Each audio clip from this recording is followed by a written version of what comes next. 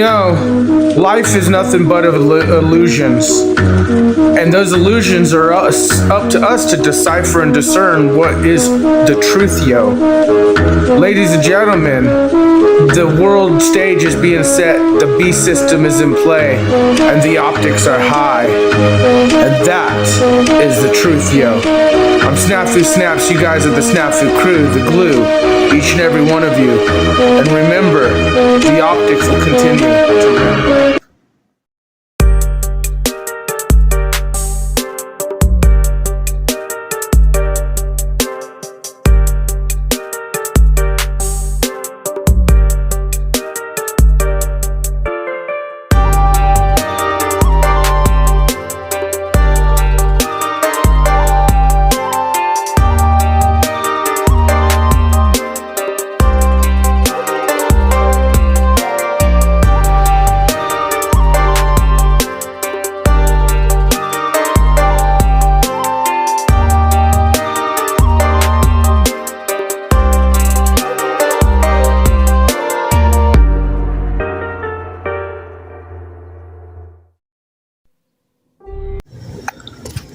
SnafuKrew, you get these pogos, like old Marfoogle, who committed veteran charity fraud, privately owned, government operated. Co-host used to be or still is, Oracle's vice president, social media relations, and when I say still is, contacts, Pogo, privately owned, government operated.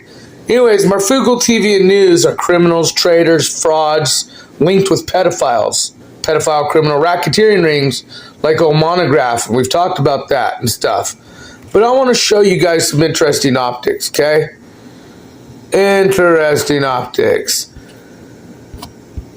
NordVPN, alright? EMP shield. All this Pogo stuff. What is this? Oh, now going in the pharmaceuticals, right? Oh, energy.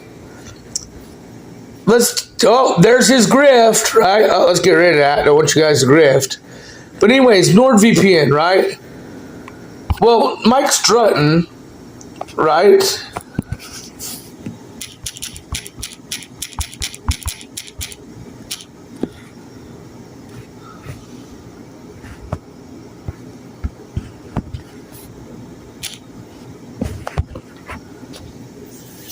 Oh.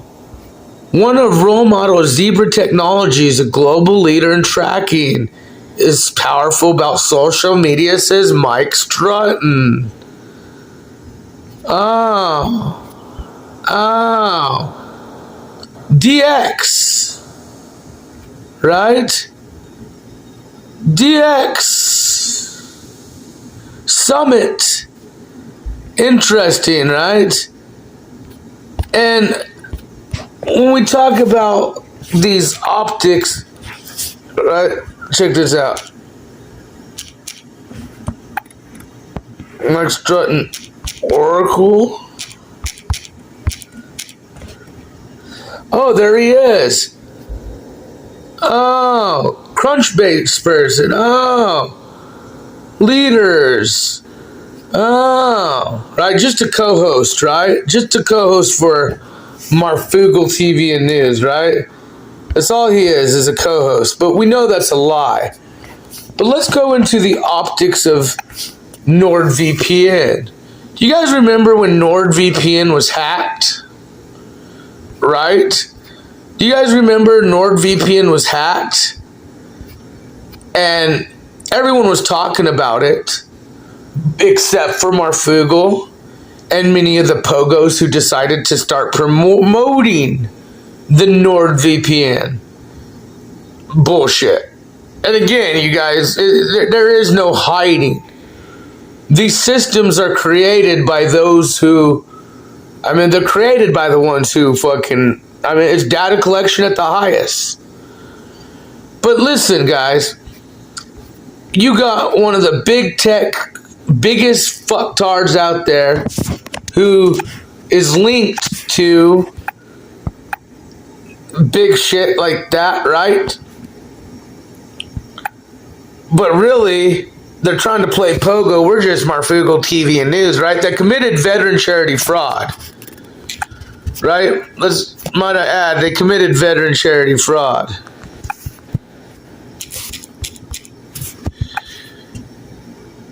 All right?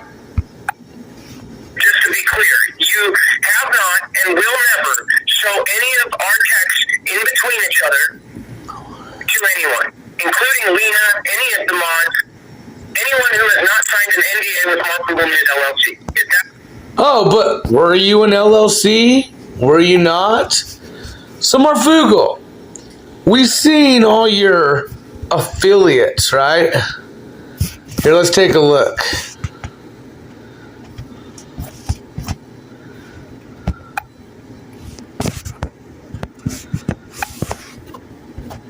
All his affiliates. Click on. Guest here at Hilton Costabella Resort. Get to indulge the very best of Croatia's host. Holy shit, it's a book. Let's go. Look at that veteran fraud grifting piece of shit who's talking to his pal who was the social vice president of Oracle. Oh, look, I just was doing the thumb scrolling and it didn't even take long to get to their grift. But let's talk about EMP Shield. The video we're going to play shows you that these are fucking some grifting motherfuckers. Okay? We saw that NordVPN was hacked. All of a sudden, Pogo Marfoogle is promoting NordVPN, is promoting EMP Shield.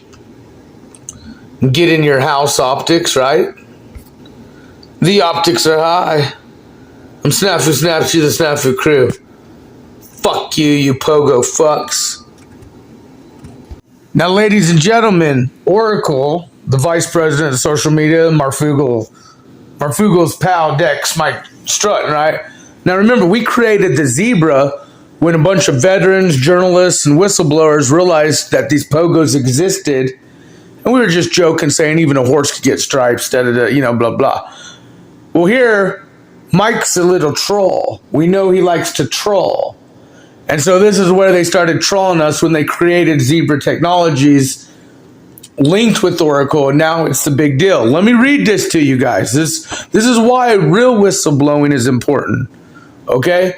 Respect to the Truthio and the crew and the real zebras out there who truly have been shown who these Pogos are. Almost every company wants to add social media to its marketing mix, but many professionals still don't know how to justify the cost to executives holding the purse strings. One role model, okay, so they're talking about one role model is this new Zebra Technologies that came out with, right? That, okay, all of a sudden showed up. And again, we created the Zebra before, but let's go into it. One role model is Zebra Technologies, a global leader in tracking and visibility systems, which launched a comprehensive social media program, right? Click our link. Hi, I'm Marfoogle TV and News and many other Pogos out there.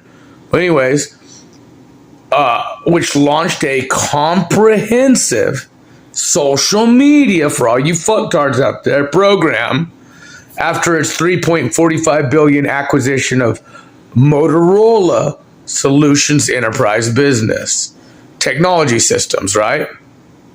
The acquisition created a combined company of about 6,500 employees with more than 10,000 global channel partners, a bunch of slaves to sell out you, the nation, the world, to technology is the new gold.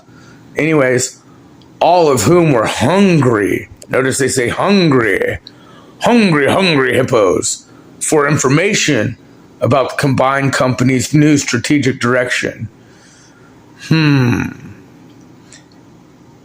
Rugged mobile computers, barcode scanners, RFID devices, it would integrate with Zebra's product line to convoy this important information The Zebra team decided to deliver its message about new products and policies via social media using Oracle Social Cloud. Today, Zebra uses Oracle Social Cloud not only for marketing awareness, also for lead generation and to listen, right? Notice it says listen to customers' social media comments. We're going to listen, both good and bad, right? That information helps Zebra salesmen. See, he loves to put Zebra in here so much. Troll our motherfucking asses. We're the Crucio. We're the real Zebras, Mr. Mike Strutton. Anyways, that is what's so important about social media, says Mike Strutton, Oracle Vice President of Social Media Products. These are conversations about your products, information about your brand, your sentiment or insight about market dynamics that can tap into. So anyways, ladies and gentlemen, this is very deep. These are criminals, traitors, frauds, linked to pedophile racketeering rings, and they're grifters. And again, we are the Truthio, the real Zebras, the SnafuKrew. And again, these people are not telling you exactly who they are.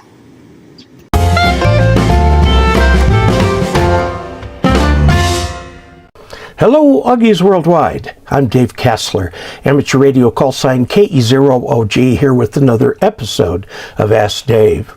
This is one that I think will be of particular interest.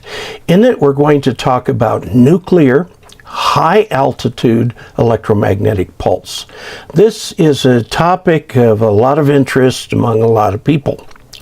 And so, this being Ask Dave, we're going to start with the question and work our way through actually a bunch of charts and walk away with kind of what I know at the end. Now, I know that a lot of you out there know more about this than I do. And I would like you to correct me or add information. You can do it in the comments. The form it should take is to tell me exactly where in the video the problem was, minutes and seconds, and then tell me what I said wrong, what it should be, and what your source is for saying that. Okay, because this is a complex topic. Much of it is classified, and so I have no access to it. So let's jump in and take a look. We're just going to jump right into these charts. Nuclear high-altitude electromagnetic pulse. Now, the sources I used for this are these. DHS document, DOE document, DOD document here. DOE, by the way, the Department of Energy, is the one that manages the nation's stockpile of nuclear bombs. Now, there's also Peratini et al. This is a paper in Advanced Electromagnetics that talks about EMC pulses, and one of the great things it has here is it shows shows it in the frequency domain. Wikipedia, of course, numerous articles on high-altitude nuclear EMP. I used a lot of that. Now, here's a source I wish I had, Mill Standard 2169C Notice 1. Unfortunately, it's secret. It is the DoD's explanation of the high-altitude electromagnetic pulse environment, and it is kept current. So this is something that, I wish I could see. Now, here's the original question that prompted my digging into this. This comes from David Martin. No call is given. I tried to look up David Martin in QRZ and found that there are 143 of them. And you can't really search on an email in QRZ. At least I haven't figured out how to do that. So you can search on names, you can search on lots of things, but not emails. Now, his question is this: are there any transceivers on the market today that would survive high-altitude nuclear electromagnetic pulse from an atom bomb, or can a vacuum tube radio survive that? The short answer is this: Like lightning resiliency, the entire system, meaning the antenna, transmission line, grounding, and electronic equipment, can help provide resiliency. The long answer? Well, read on. I'd like to introduce you to a place. It's out in the middle of the Pacific, and it's about as much in the middle of the Pacific as it can get. This area here would be in the middle of the Pacific. It's Johnston Atoll.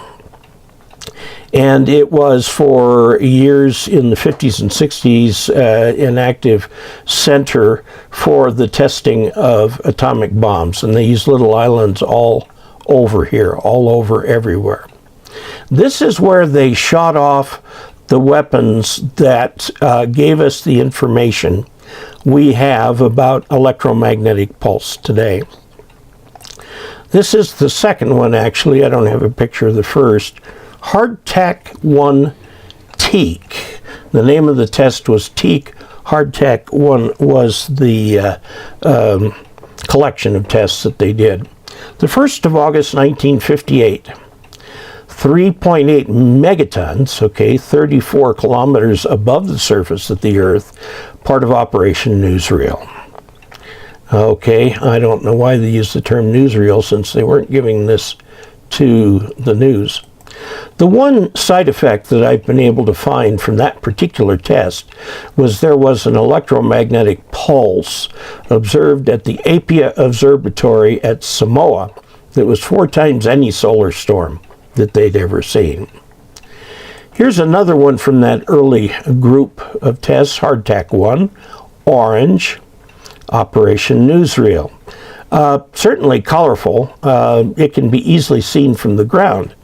Now you might ask, what's up there to ignite? Well, this is actually the airglow of the pieces of the bomb itself. Okay, the bomb explodes and the casing, all the other material that's vaporized is heated extremely, and you get a fairly wild picture like this. So yes, if you do ignite an atomic weapon in space, you are going to see it. In fact, here's from another series of tests called Operation Fishbowl and a series called Starfish. They sent up a starfish, it failed. So the next one was Starfish Prime. The next one after that, they had a double prime and a triple prime. So anyway, it was on the 20th of June in 1962. This is 1.4 megatons at 400 kilometers and was seen from Hawaii, okay, as a very bright light. Now, Starfish Prime had a lot of side effects. First of all, I should mention, if you are on a Johnston Atoll, where these rockets were launched, they were launched at an angle, so they would not have exploded directly over Johnston Island. And this one, you can see it from Hawaii. It damaged electronics in Honolulu, New Zealand, fused 300 streetlights on Oahu. I assume that means fused them by shorting them. Set off about 100 burglar alarms, which in a city back then probably 100, 200,000, was certainly not all of them. There was the failure of a microwave repeater on Kauai. Not all of them, one of them. Now, this is in some ways more important. It produced an artificial radiation belt, and there was absolutely nothing up there at that altitude to stop this radiation belt from distributing itself all the way around the Earth. It destroyed 3 satellites outright, Ariel, Track, and Transit B.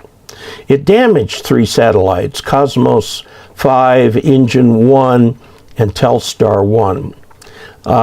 Damage meant, for example, a reduction in the ability to produce power from the sun, or damaging power amplifiers to give it less output, and so on.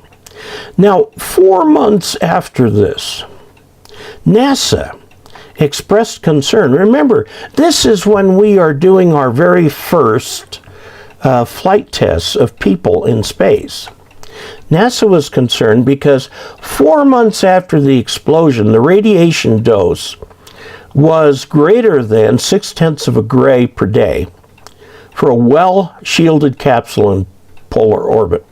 So, for example, if this is in polar orbit, it's going to go over the South Pole, then the North Pole, South Pole, North Pole. So in one transit, which for the altitudes that they were at here would have been several times a day. Now, gray is a total dose of radiation. Okay, for example, a pelvic CT scan is 6 milligrays, and that's a total dose. And so the total dose per day, per person, was 0.6 grays. Notice that is 100 times. They were concerned that their astronauts were going to get fatal doses of radiation. It gradually dissipated. And they discovered that the effective satellite outright kill radius was about 80 kilometers, which is not huge in outer space. Now, in this period of time, there were about 80 total satellites in orbit. 80. Okay? And compare that today. Now, I wanted to introduce you to another location. This is Kapustin Yar, which is a place in the Soviet Union out in the desert, away from people, not nearly as away from people as Johnston Atoll, but out in the desert, and this is where they fired theirs. And they could fire out this way if they wanted to or whatever. The Soviet test effects, this is all I can find that showed, the total of the test effects. They had a number of tests too. The EMP fused 570 kilometers of overhead telephone lines with a measured current of 2,500 amps. Now, I don't know how they did overhead telephone lines in those days, whether they did them like telegraph lines or whether they did some kind of a cable, I don't know.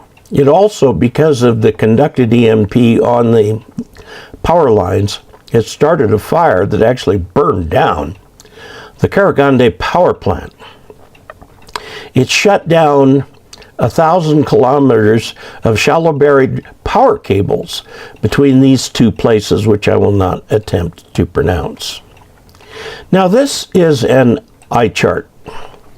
It's a list from Wikipedia of known nuclear high-altitude explosions. And we've got Hardtack 1, which was Operation Newsreel, USA Argus, which was in the South Atlantic Ocean. The Soviet Union tested at Kapustin Yar. The USA exploded at Johnston Atoll again. And here's your Starfish Prime. So you've got Bluegill failed, Bluegill Prime failed, Bluegill Double Prime failed, but Bluegill Triple Prime, they got to go.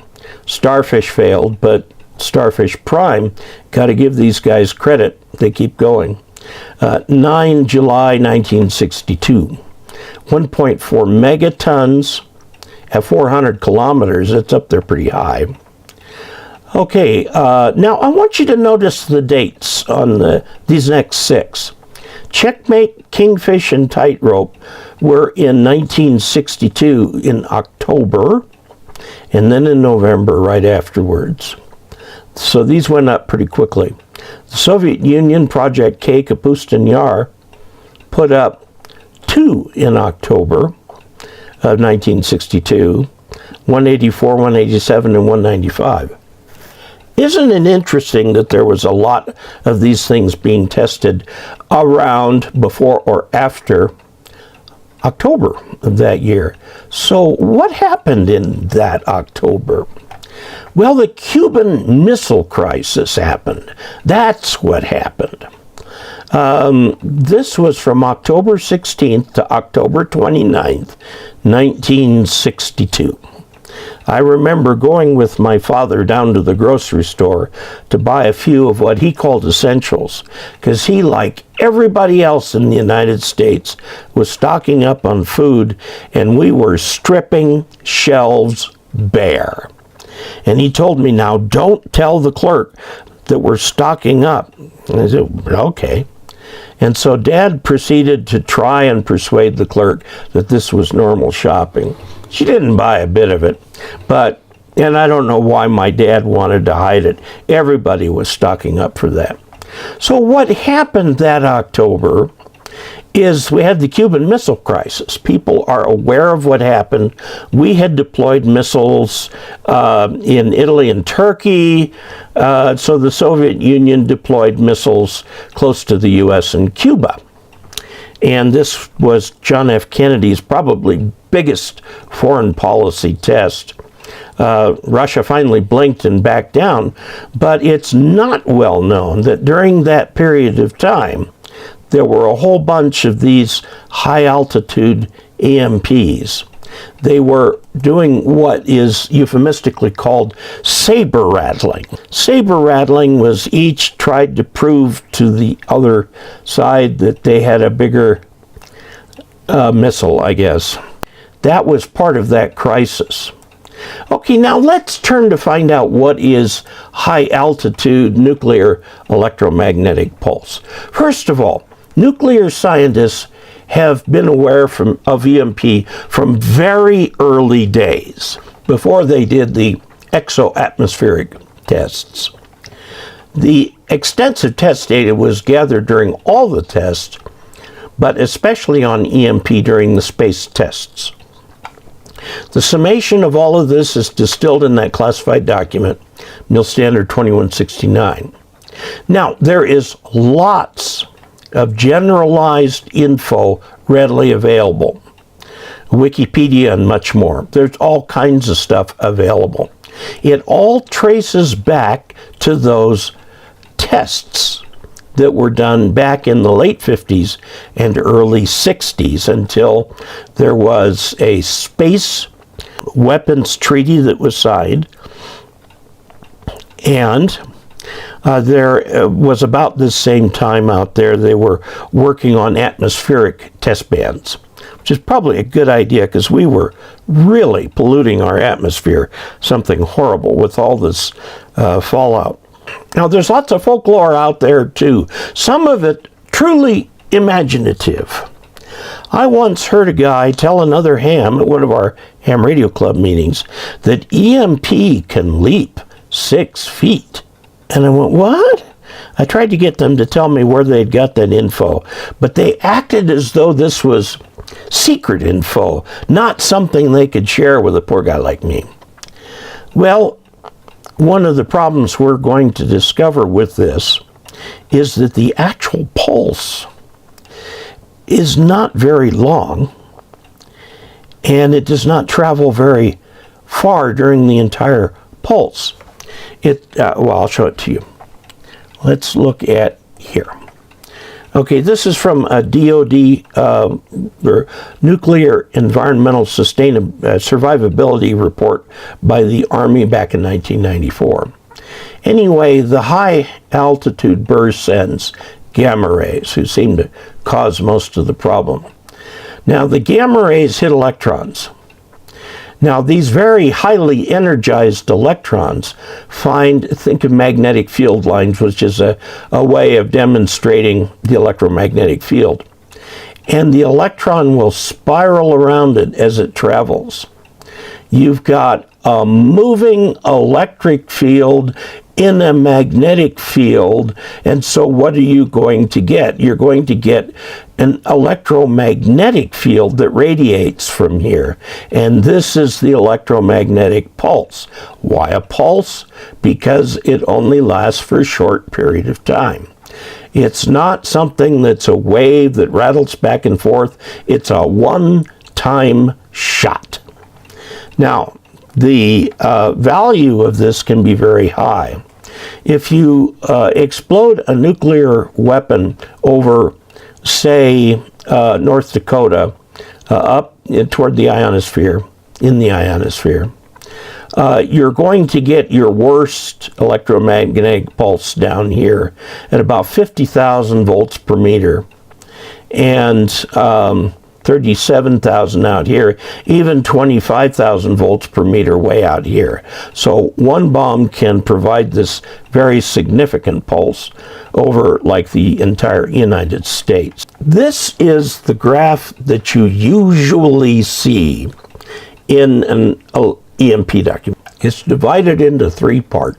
E1, early time. This is from the prompt gamma signal. E2, intermediate time, from the scattered gamma signal and the neutron gamma signal. And then late time, the magnetic disturbance of the high altitude. Now, this is on a logarithmic scale. We can see this. We understand this. 10 to the 0 is 1 volt per meter. Then you've got 10 to the 1th, which is 10 volts per meter, 100 volts per meter, and these go up in twos here, which is unfortunate. They're not using engineering notation. If they were, it'd be factors of 3 up here. 10 to the 0, 10 to the 3, 10 to the 6, and so on. Now, the thing that's important about this chart is the time scale. The time scale goes with time forward, okay? But look, 10 to the 0 seconds is 1 second. So this is 10 to the 1th, or 10 seconds. 10 to the 2th, which is 100 seconds, and then 1,000 seconds. Now look as it goes backwards. 10 to the minus 3 is a millisecond. 10 to the minus 6 is a microsecond. 10 to the minus 9th is a nanosecond. A nanosecond. Light travels more than a foot in a nanosecond. So light's not traveling very far. Now, I dug through, if we look at this, early time, if you go about 10 to the minus 6, this is microseconds, here's nanoseconds, somewhere in here is where your gas discharge lightning stuff is going to fire, right here. E1 is early time. E2 is like lightning, but more so, okay? Like lightning, but more so. It lasts quite a period of time here, okay? Up to here, this last part, it's about 10 to the minus 3, which is a millisecond. We know how to deal with lightning, so I'm not going to talk about this more. Late time, E3, is on the many seconds range, up to here's 10 to the 3, or 1 kilosecond. Okay? Now, the thing is, these are for the people who have long wires, like the electric grid and stuff like that. And that affects things like that. Okay? E1, however, is something that we really don't have anything to deal with. Now, like I said, the gas discharge tubes take about 300 or so nanoseconds to fire, so that's somewhere in this range, while this thing is already starting to trail off. Now, these people have separated out and made a model for the E1 pulse. This is E1. There's actually a formula for it here in terms of volts per meter. And these right here, 4 times 10 to the 7th per second, mean these are in units of either hertz or radians per second. Okay? And they've got all kinds of factors, and you can play with that. Now, just for fun, dare I ask, how much energy is in E1?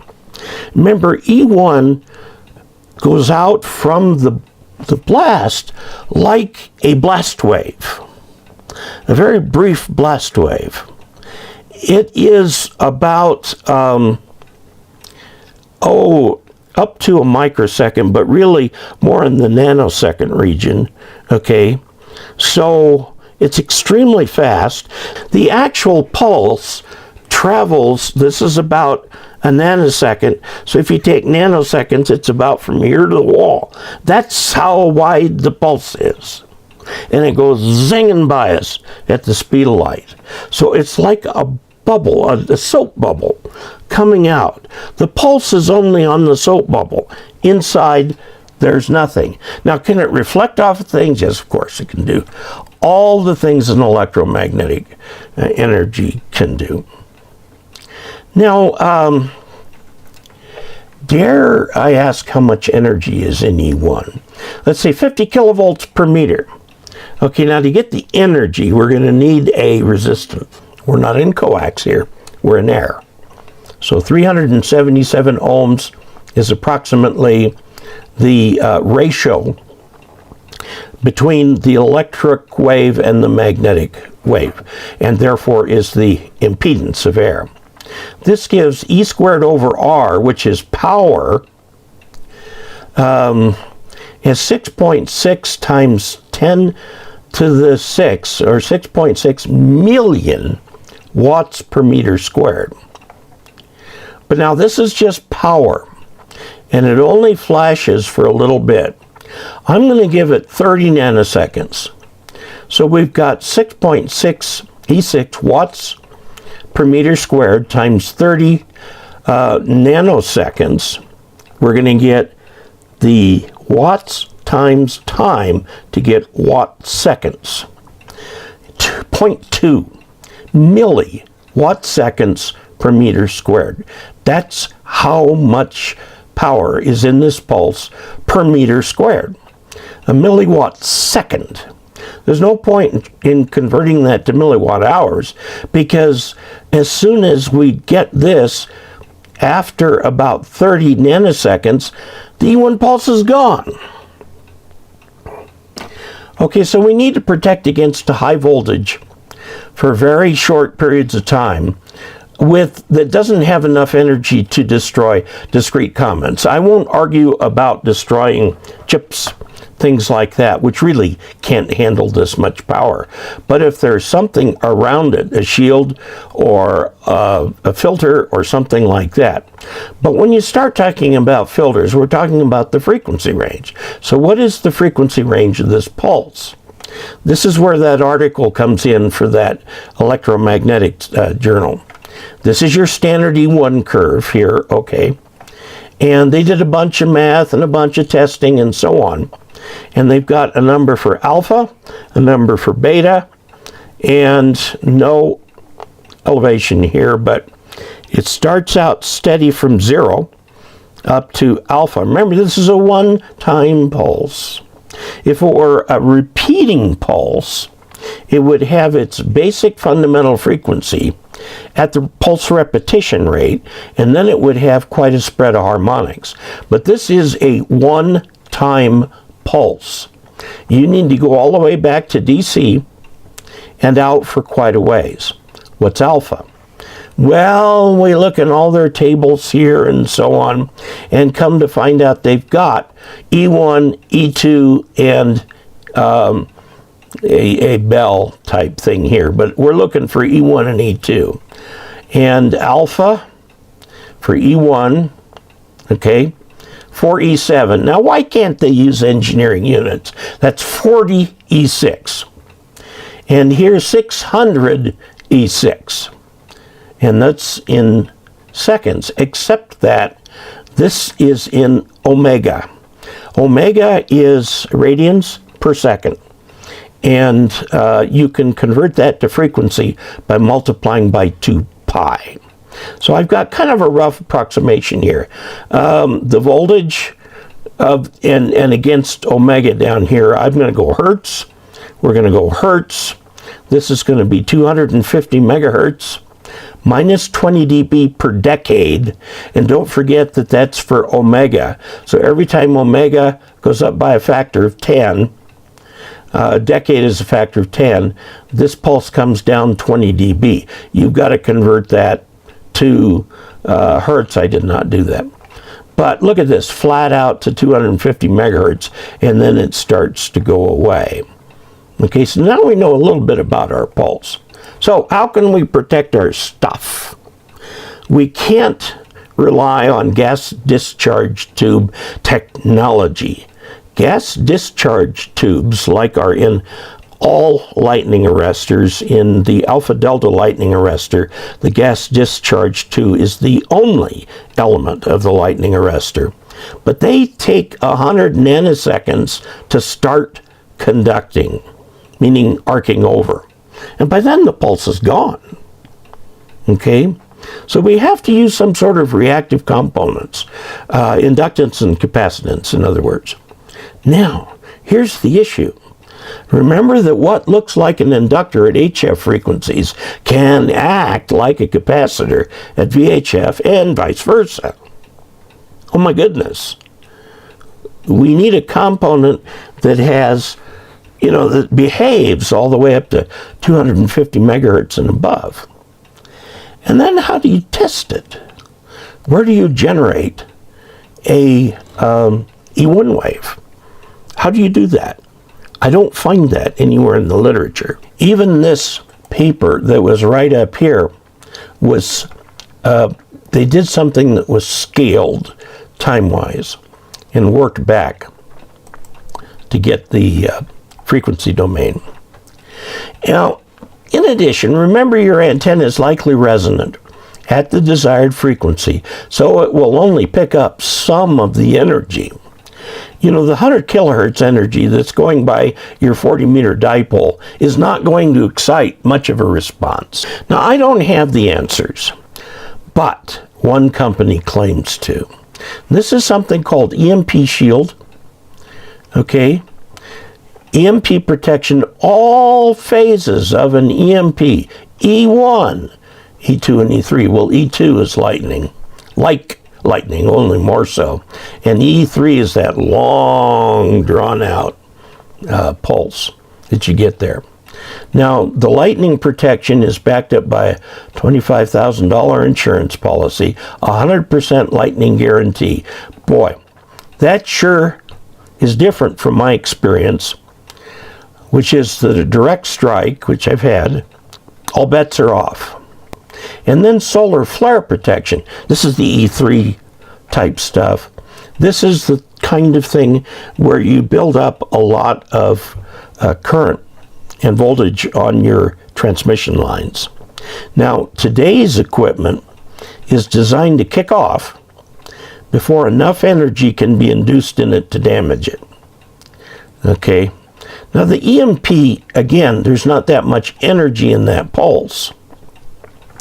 The long power lines are not really sensitive to waves at 250 gigahertz.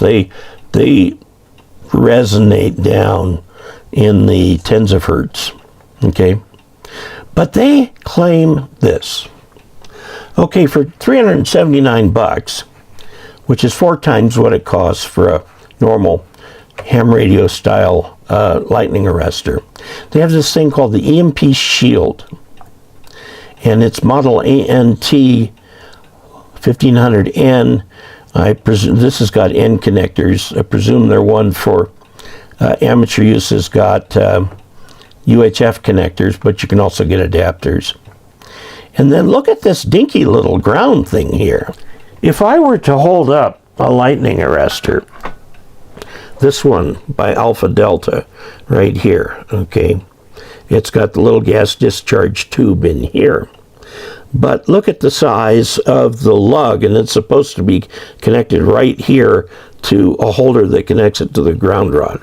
This is designed to be supported by its connection to the ground rod. Clearly, this one isn't. You've got to attach a strap or something like that. Now, I was highly curious how they approached E1. So, I gave them a call and talked with a very eager salesman on the end of the line, and I says, how do you approach E1? Well, that's proprietary. And we talked about this. It says they're not going to release that information. It's got to be some combination of reactive elements, because otherwise they wouldn't react enough. I mean, reactants, there is a speed of light phenomenon going through the reactants, but still, it is going to act as a reactance. You can short it with a capacitor, or you could delay it with an inductor. As you get up into the higher frequencies, you can put other stuff in there to handle that. But he would not tell me how they approached E1. Then he said, we have patents, you know. I says, can you give me a patent number? Notice that this one just says patented, but it doesn't say what the patent numbers are. So I told the guy, he says, you're giving me a great big giant trust me card. Now in DoD circles, a trust me card is when a salesman tells you, I'm not going to tell you how it works, but it works. That's a trust me card. He's handing the card that says, trust me, I know. Well, I don't. I'm sorry, I don't trust them. Until you can show to me how you approach E1, I don't believe you. Okay? You have to show me.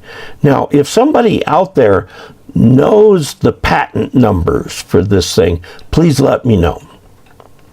Now, I'm going to turn to a different, my last thing to talk about, and that is the last temp event was in 1962. Will it ever happen again? Now, this we get into the classic military argument of, do we look at their capability or do we look at their intentions? How do we put those together? France and England have nuclear weapons. Okay? France has the Ariane rocket series. The Indians have nuclear weapons, the Pakistanis. Several nations have this capability, but none have tested it in space. So, intentions, capabilities. Do we have the capability to do something? Well, a lot of people have the capability to do some very nasty things. But do we judge their intentions such that we are their allies, their friends, work with them hand in glove, whatever? That is an age-old military planning conundrum. In the 1960s, only the U.S. and the USSR had the capability. Now several other nations have this capability. And I'm going to make this very bold statement here. It is in nobody's self-interest to create a high-altitude nuclear EMP event, because if they do so, they're shooting themselves in the foot. The world has come to rely on electronics. Now, a lot of that electronics is harder than you think it is. Maybe not your consumer equipment, but by the time you're talking about power lines and stuff like that, it's pretty sophisticated. Okay? Now, I want to just look at satellites in the air. Remember, in 1962, there were on the order of 100 satellites. In 2023, we are looking at over 7,000.